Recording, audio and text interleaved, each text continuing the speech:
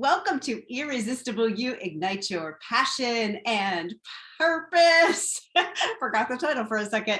I'm your host, Karen Seltz, also known as the Uncensored Self-Love Coach. I am super excited that you're here today. We are going to dive into authenticity. And some of you have been following me for a little bit. And if you have, you know my journey of wearing masks and slipping into addictions and self-defeating behaviors. And if you haven't, hold on tight because we're going to tell some stories tonight. If you are new to me, there's really only three things that you need to know. The first thing is that if you have a higher purpose that you have yet to step into, know that I have been where you are, and I am honored to walk this journey with you. The second thing you need to know is I consider my greatest superpower to be that of a divine mirror. Now, by divine mirror, I mean that I have the ability to see you through the eyes of God, universe, spirit, and to reflect back to you what the divine sees, you in your greatness, in your perfection, using your spiritual gifts, being pure love in a body. And I reflect that back to you until you get it for yourself. And you're like, oh my gosh, I see it, which is so fun. And the third thing you need to know is that I am uncensored in my approach. I am willing to go wherever I need to go, say whatever I need to say, and do whatever I need to do to get you to a breakthrough. And that stuff is coming, not from me, but I'm channeling it. So hold on to your hats. Here we go. So, part of my journey, like I mentioned, is overcoming an addiction. And for me, my drug of choice was sex. I used sex to escape my home life. It was really, really sad and scary. And I felt powerless for a very long time because I had a child that was born with, well, she had a lot of different medical issues. And by the time she was 1, she had 20 different medical specialists. And when you have this tiny little infant, she was born less than 3.5 pounds. And you're doing everything you can, it's pretty easy to feel like there's not a lot of power that you have in your life. At least that's how I felt. So little by little, my belief in myself kind of atrophied. But it turns out that the belief that I had in myself was false. It was based on the personas that I was being in the world, that I thought I was. And it turns out it was all bullshit. They were all masks. I was pretending to have my shit together. I was pretending to be confident. I was pretending to be courageous. And all of it was crap. I did not know who I was until I had this child. So she has turned out to be my greatest gift, because before I had her, I was a people pleaser. I wouldn't advocate for myself. I wouldn't advocate for anybody else. But I had this little child. And when things went wrong, I would advocate for her. I got lots of new doctors for her. I didn't settle for the one that was prescribed. I didn't say, oh yeah, sure, it's okay if she has a kidney transplant by the time she's 1. I'm like, no, that's not okay with me. What's her life going to be like? So she enabled me to advocate and take off one mask after the other, and to not need to be liked anymore. Because trust me, in that arena, in the medical arena, when you're a parent and you're questioning doctors, you're not going to be liked. So I got to let all that go. And it's been a beautiful gift. So I want to share with you guys one story. So like I mentioned, part of my journey has been that of sex addiction. And I used to go to these 12-step meetings, and I would be the only woman there, the only woman, like in a big meeting. And I grew up with 2 older brothers, thinking that being female meant that I was weak, thinking that showing emotion meant that I was weak. So one of the things I learned, for example, is not to cry, especially if I hurt myself physically. I still don't cry from physical pain. It's just not wired in my brain that way. So when I was going through my first period of abstinence, I committed to 30 days of complete abstinence. Now, this was my drug of choice. So that included, no sex, no masturbation, no flirting, nothing like that. I was going through a physical withdrawal. And I would go to these 12-step meetings as the only woman, and I would just sob. I would cry the entire time. Up until that point, I never would have cried in a room full of men, ever. That never would have entered my mindset, like that was even a possibility. But I would go in there and I would just allow the feelings that I had been pushing down my entire life. I allowed them to express themselves and to just be and to not judge them. And that was the first time I think I really felt vulnerable and felt authentic. Like I am authentically feeling sad and scared, and I don't know what to do with it. I don't know what to do with all these emotions that are coming up. I don't even know what they are. I've never felt these before. And I allowed myself to be seen by this group of strangers. I did not know these people. And I kept just saying in my head, I'm playing a role for them. I am playing a role for these men.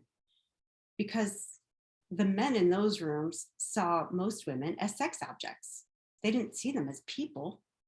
And they were in recovery for that. So that's what I kept telling myself, like, I'm playing a role. They get to see me as a person. Like I have feelings, I have emotions. And I believe that it was healing for all of us involved. So let's fast forward a bit. So after I got some sobriety under my belt, I did this leadership program, and it was a transformational leadership program. It's not like you think of in business, even though it was through my business coach.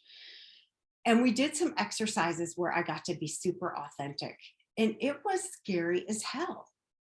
And it shattered the illusions that I had about me being courageous, because it was bullshit. I thought I was courageous, but I was acting as if things didn't bother me. I was fake. And what I realized is when I had the courage to be authentic, to say, man, I'm scared. I am so scared to do this. I don't want to do it. I'm scared. That is the strongest thing I could do. That's where my power came from being honest about where I was in the moment, not from faking it. There's no fake it till you make it. It's be where you are. If you're scared, say you're scared. Think about how refreshing that is. In business, we have all these people pretending. They're pretending they have all of it together. Why don't they just ask for support? Because we're afraid we're going to look bad. People are going to look down on us. We're going to get fired. Someone else will be promoted before me because they look like they know what they're doing. And it creates all this stuff that doesn't need to be there. It creates mistakes, it creates errors, it creates ego versus ego, creates competition. And yeah, I love competition as much as the next guy or girl, but there's a place for it. And for me, that place is in games, board games, card games, things like that. Not when I'm at the yoga studio and competing with the person next to me. I have no room for that. Academically, my 16-year-old talks about that. She's usually the smartest one in her class, and people always want to know her scores. And she doesn't like to tell them because they're competing. And she's like, why do we have to compete? Why can't we collaborate? I'm like, oh gosh, I love this girl. She's only 16 and she already thinks that way. I think it's beautiful. So I am all about unity. And anytime we are competing, we are feeling like we're separate. We're buying into that illusion. And thinking that we need to be better than somebody else to have worth. And it's simply not true.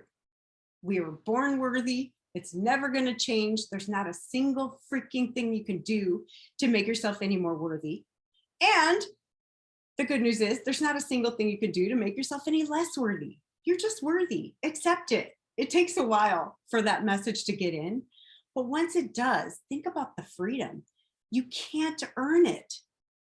Most of us were raised as human doings, meaning, okay, if I'm a good girl, if I'm a good boy, my parents will love me.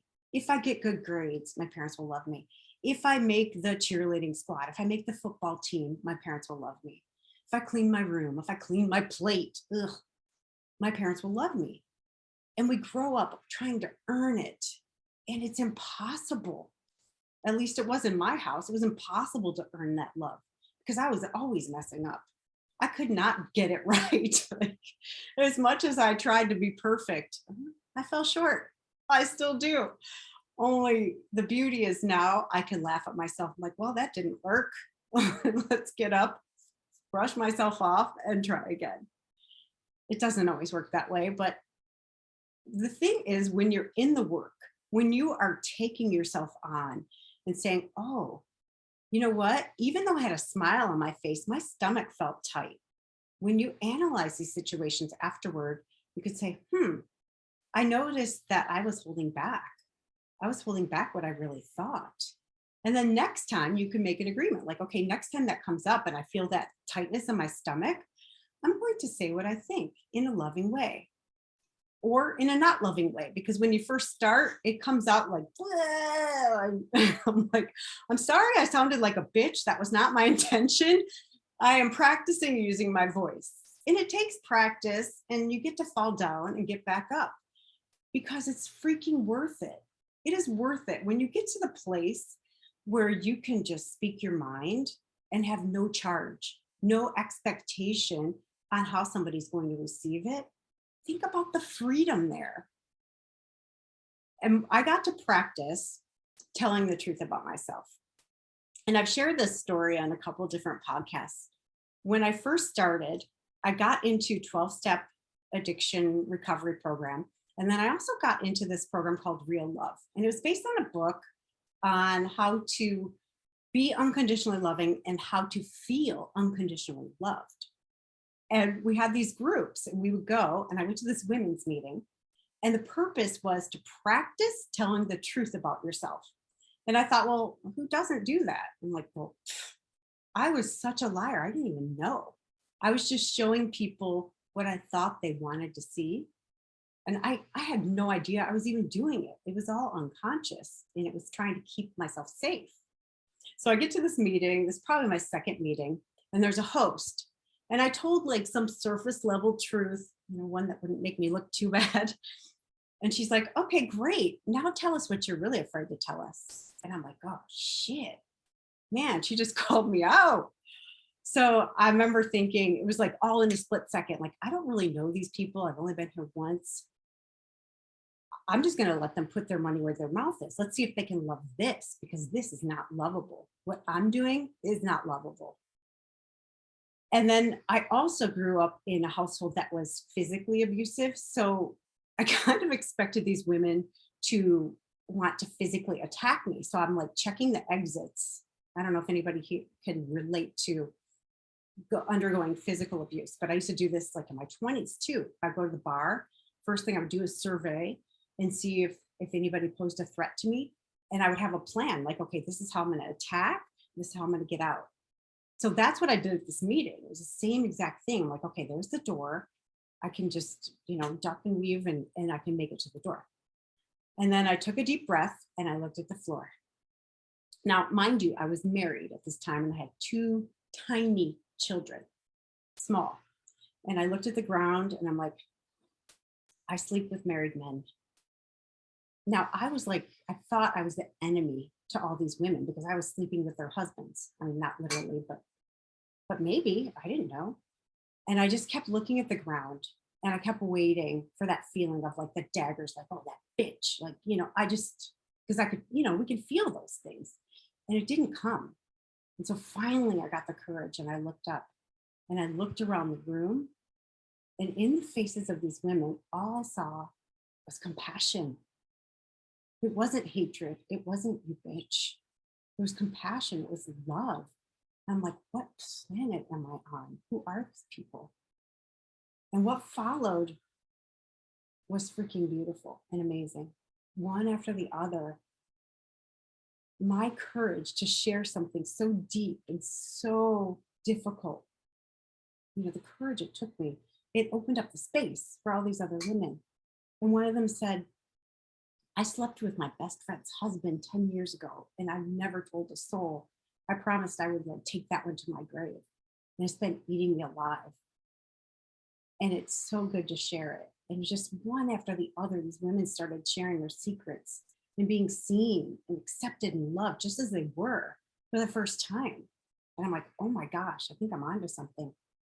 And that became my superpower, like telling the truth about my own crap, the own stuff that I had so much shame around what I was doing and who I was being.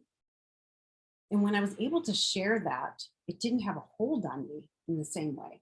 Now, it wasn't overnight. It took me years to really, really get it and to get finally sober.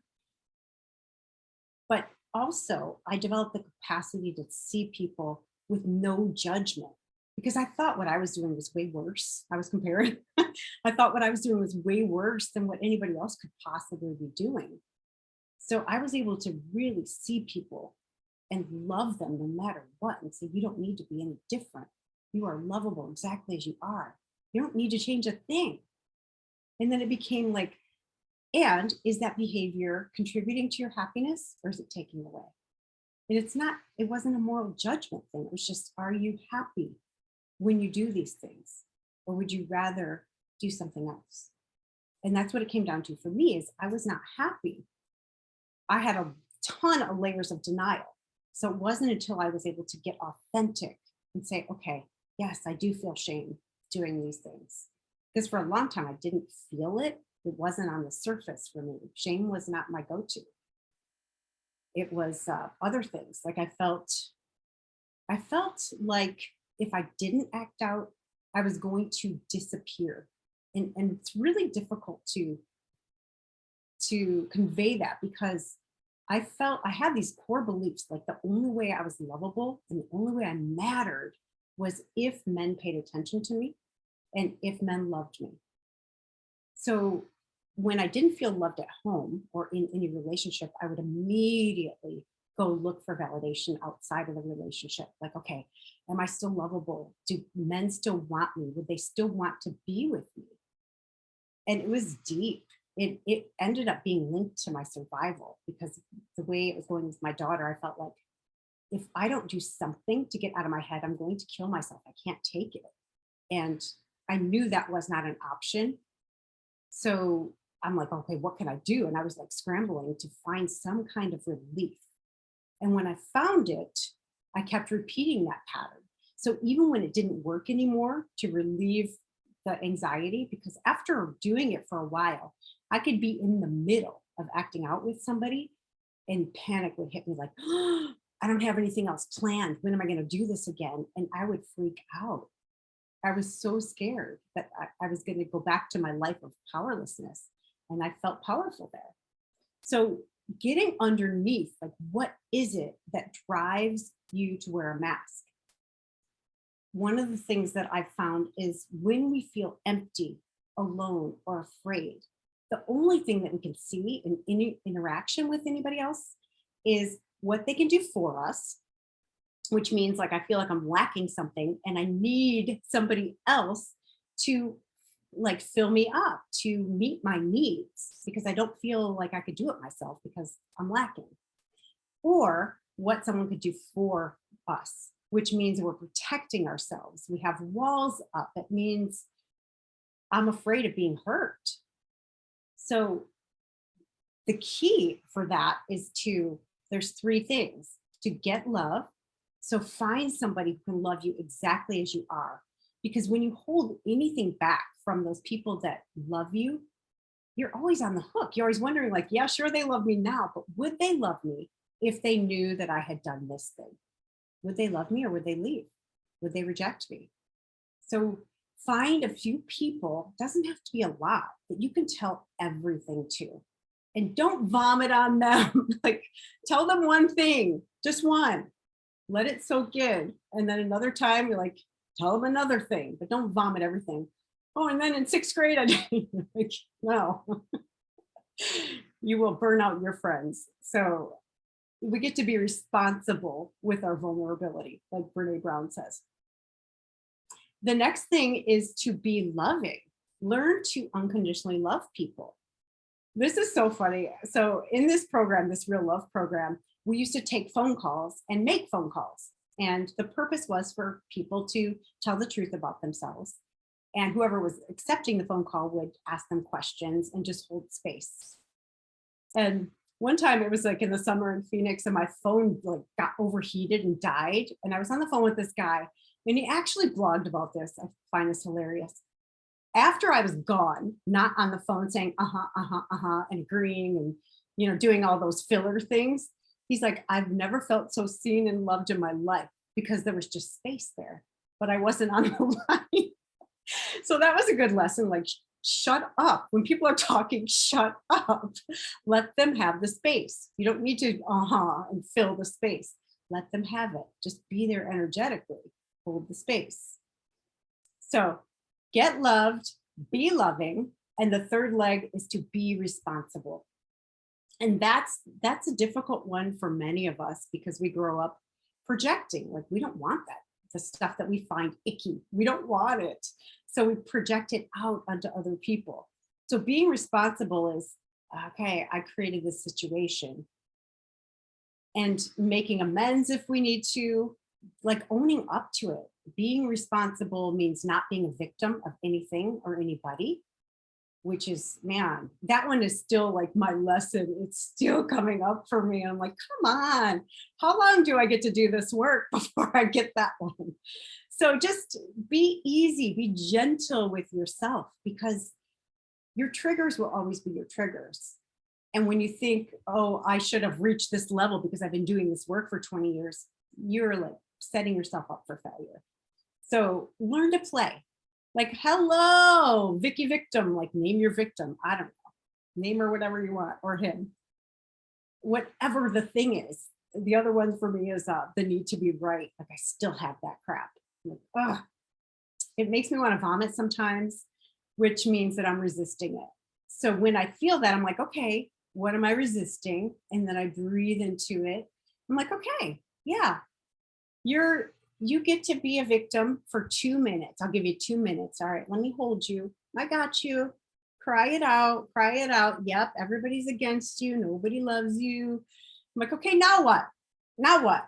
What's your choice? Make a different choice, because, I mean, you can stay there as long as you want. You're not any less worthy or lovable if you do. But are you happy? Are you happy there? This is our one life, at least this go around. How do we want to spend it? Time is the resource that in the 3D, at least, we can't get back till we play in the 5D. Then we can do whatever we want. But how do you want to spend your time? How you're spending your time will directly tell you what your values are. Ooh, be responsible for that. Let that one sink in. How you spend your time will reflect exactly what your values are. So if I spend my time watching Netflix for 4 hours a day, what am I valuing? Complacency, safety, laziness, I don't know, escapism. I'm escaping from something. I am. I'm not saying that you are if you do that, but that would be my go-to, is to escape, to run from something uncomfortable. So when I catch myself doing something like that, like wanting to numb out, I will usually call somebody and be like, oh my gosh, I just busted myself Netflix binging for 4 hours. Can you help me uncover what I am running from? So you can do that through journaling. You can do it through self-inquiry. You can do it through calling somebody. I like to call people because I tend to buy my own BS for way too long and stay stuck. And I don't have tolerance for that anymore. So it also, when we call somebody else and ask them for support, it gives them a good feeling. Like, they know they matter. They made a difference for you. Don't you love it when people say, hey, I could really use your support, and you actually shift them? Doesn't that feel good? So I like to give people that opportunity to support me, not to just make it one way, because also asking for support is an act of generosity. It's saying, I trust you, I believe in you, and we're in this together. And then somebody can call you back, right?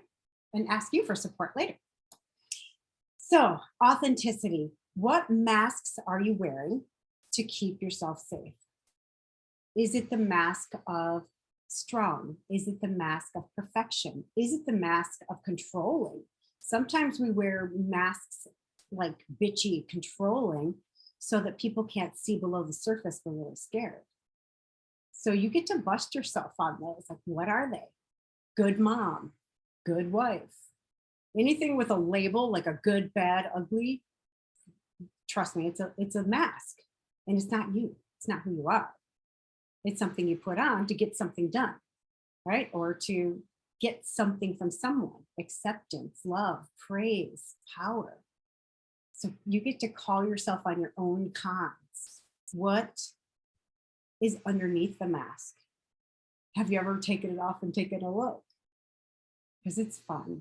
It's scary. It takes courage. And I know that you got this. You totally got this. And if you ever need a boost, a little shot of courage, DM me, call me, email me. I am very present. You can find me anywhere. Facebook, Instagram. My website is KarenSeltz.com.